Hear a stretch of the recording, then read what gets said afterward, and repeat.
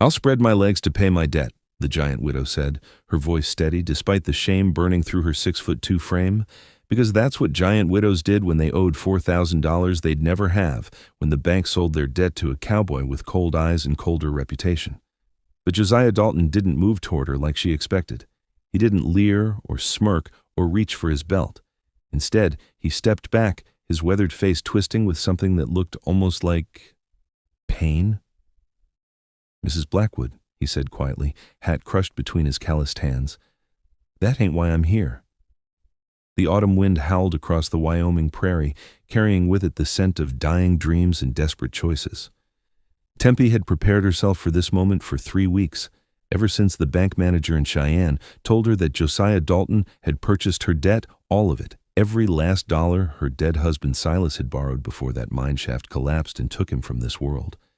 She'd prepared herself to become what women like her always became when they had nothing left to bargain with: a transaction, a body offered in exchange for mercy, another widow spreading her legs to pay what she owed because the frontier was brutal and men were crueler.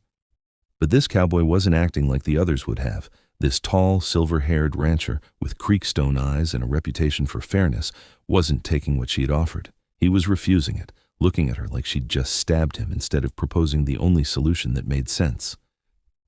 "I don't understand," Tempe whispered, her fingers frozen on her third button, confusion warring with the shame that had been her companion since Silas died and left her alone with land she couldn't work and debt she couldn't pay.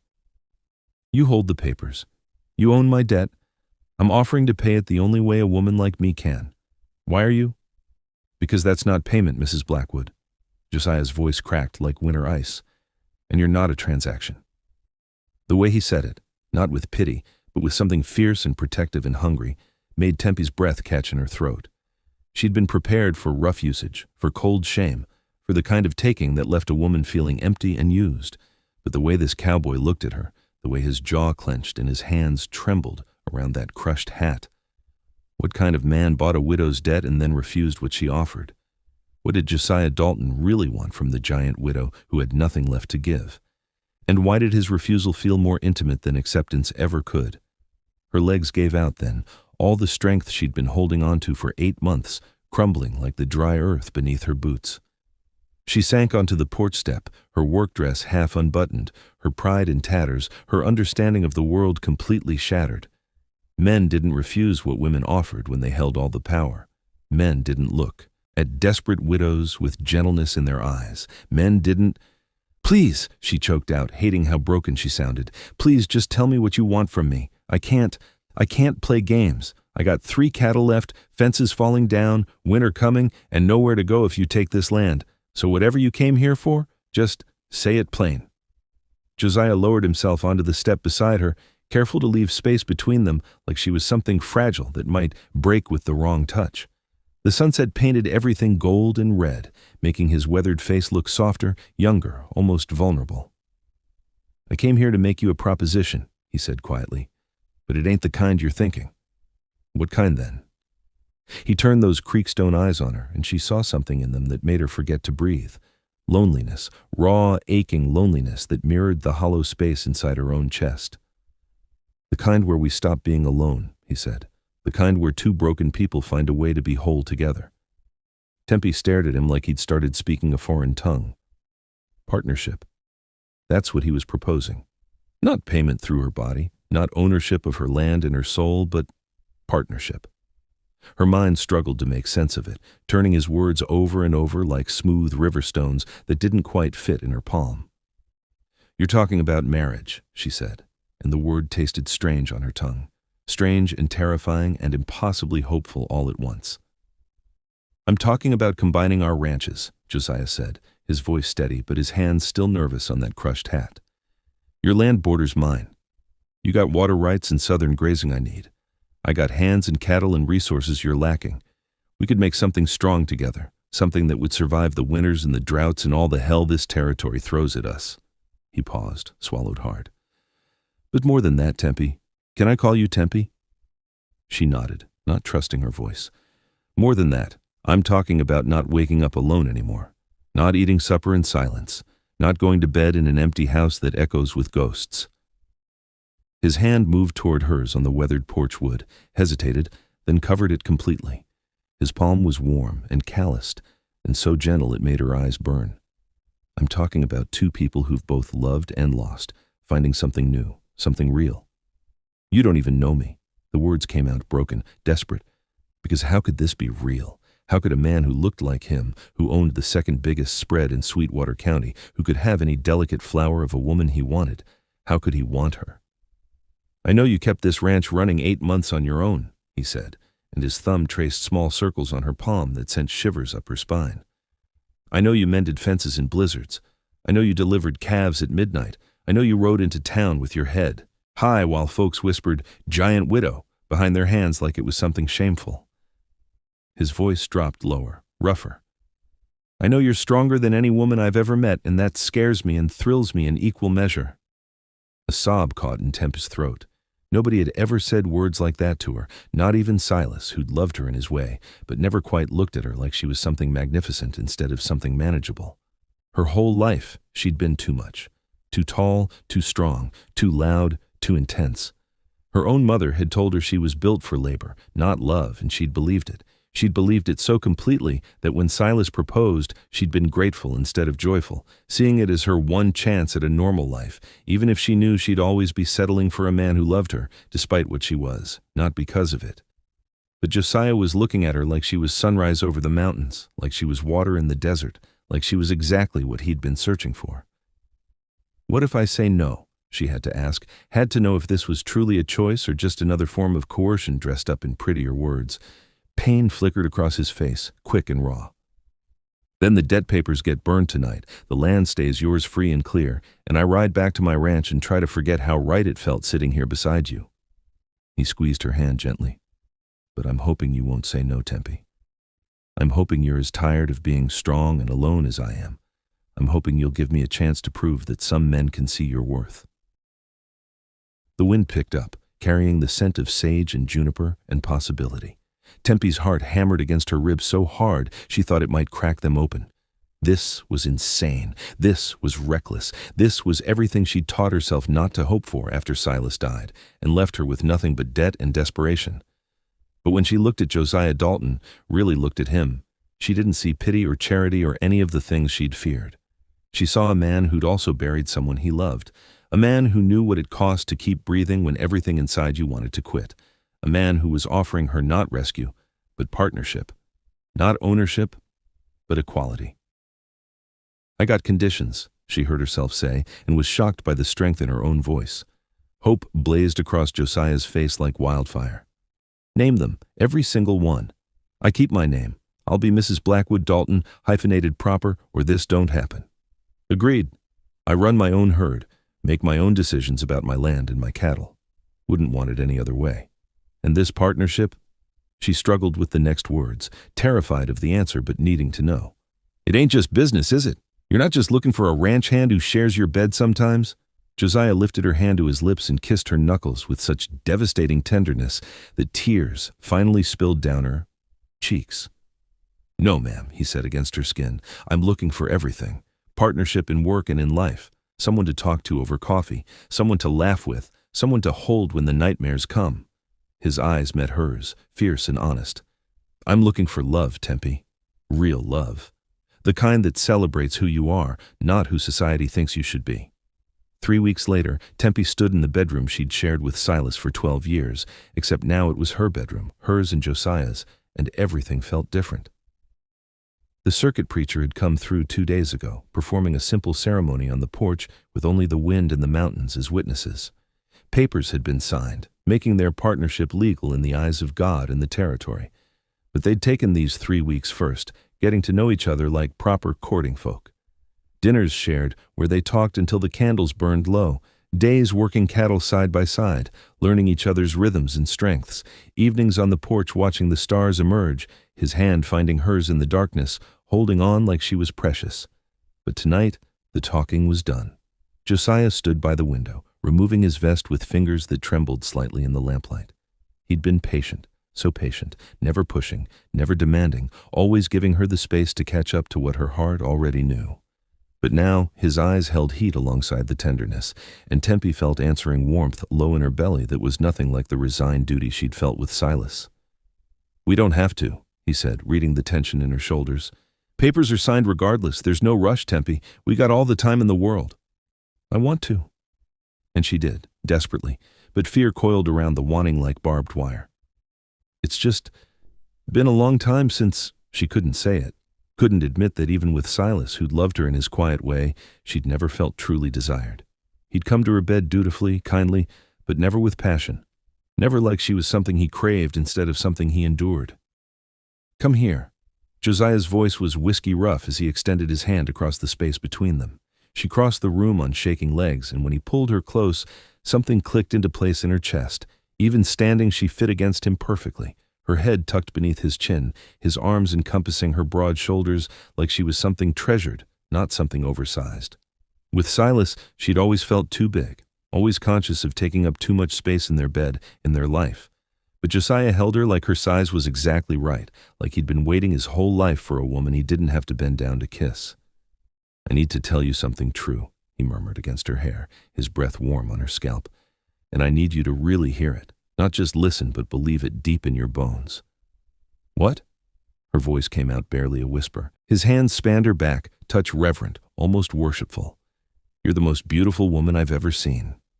"Josiah, you don't have to. I'm not saying it because I have to. I'm saying it because it's true, and because I think nobody's ever told you before." He pulled back just enough to cup her face between his calloused palms, forcing her to meet his eyes. "That first time I saw you in town, 5 years back, you were loading feed sacks by yourself while 3 men stood watching. You hoisted 50 pounds like it was nothing, and when you turned and caught them staring, you didn't shrink or apologize. You stared right back, daring them to comment." Tempe remembered that day, remembered the shame that had burned through her, the way those men had laughed after she'd walked away, making jokes about giant women and circus freaks. "I went home that night," Josiah continued, his thumbs tracing her cheekbones, "and I couldn't stop thinking about you, about what it would be like to have a woman strong enough to stand beside me, not behind me. A woman who could look me in the eye. A woman who didn't need rescuing because she could rescue herself." His voice dropped lower, rougher. "I wanted you then, Tempe. Wanted you so badly it kept me awake nights.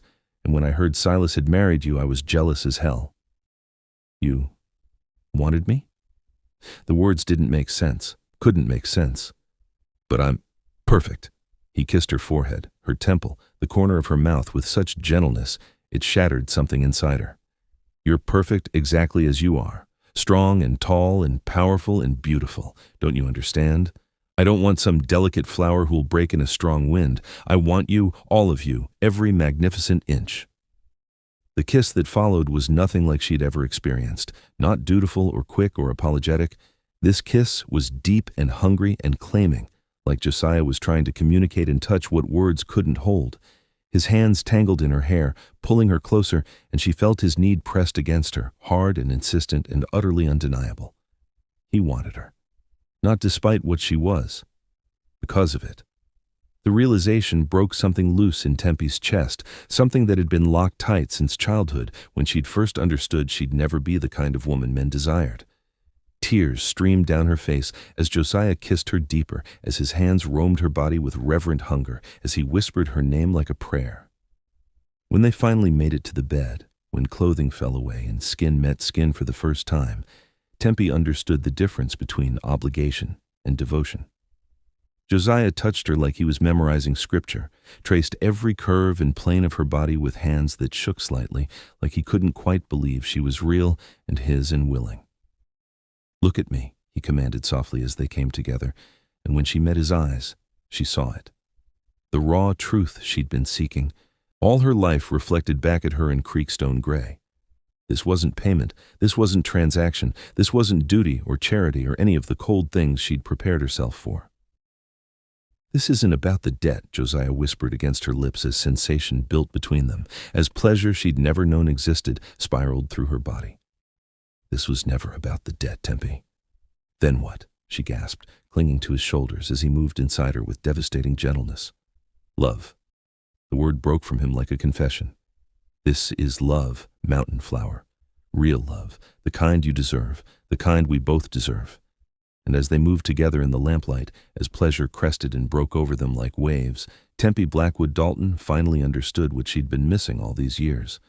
Not just passion, though there was plenty of that. Not just desire, though Josiah looked at her like she was water in the desert. But the bone-deep knowledge that she was enough, that she was wanted, that she was loved exactly as she was, without apology or reservation or shame. Dawn broke cold and clear across the joined ranches, painting the Wind River peaks in shades of rose and gold that looked almost unreal. Tempe woke to find Josiah already awake, propped on one elbow, watching her with an expression that made her chest tight. His silver-threaded hair was mussed from sleep in her fingers, his face soft in the early light, and she'd never seen anything more beautiful in her entire life. "What?" she asked, suddenly self-conscious. Her hair was a wild tangle across the pillow, her face bare of any pretense, her body still humming from the night before. "Just memorizing this." He traced her jawline with one finger, the touch feather-light and reverent. "The way you look in my bed, in my life, in the morning light. Want to remember it when I'm out checking fence lines and missing you." Something warm and painful expanded in Tempe's chest. She caught his hand, pressed it to her cheek, felt the calluses on his palm that matched her own. "I spent my whole life believing I was too much," she whispered, the confession spilling out before she could stop it. "Too tall, too strong, too loud, too intense. My own mother used to say I was built for labor, not love, that no man would ever want me except out of pity or desperation." Josiah's face darkened with anger, but his touch remained gentle. "Your mother was a fool, and any man who couldn't see your worth was blind and not deserving of you anyway. Silas loved me."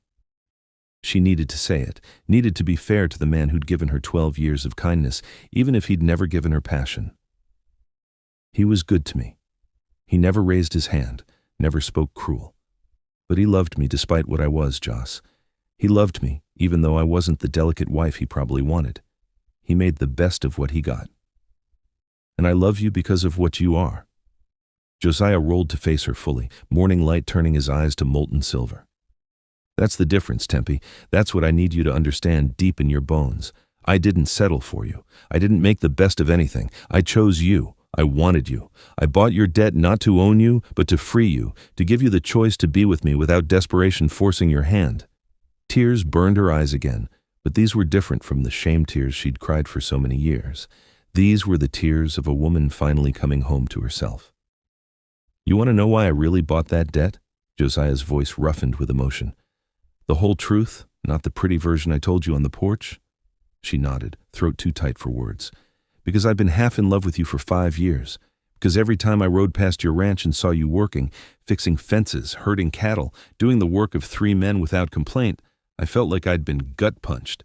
Because when Silas died, I knew I had maybe one chance to make you see me as something other than just another rancher who'd take advantage." His hand slid to her waist, pulling her closer until they were pressed together from chest to knee. "So yes, I bought your debt. I bought it before anyone else could touch it, before the bank could sell this land to developers, before some other man could swoop in and make you feel like you owed him something. I bought it to protect you, even if you never chose me back.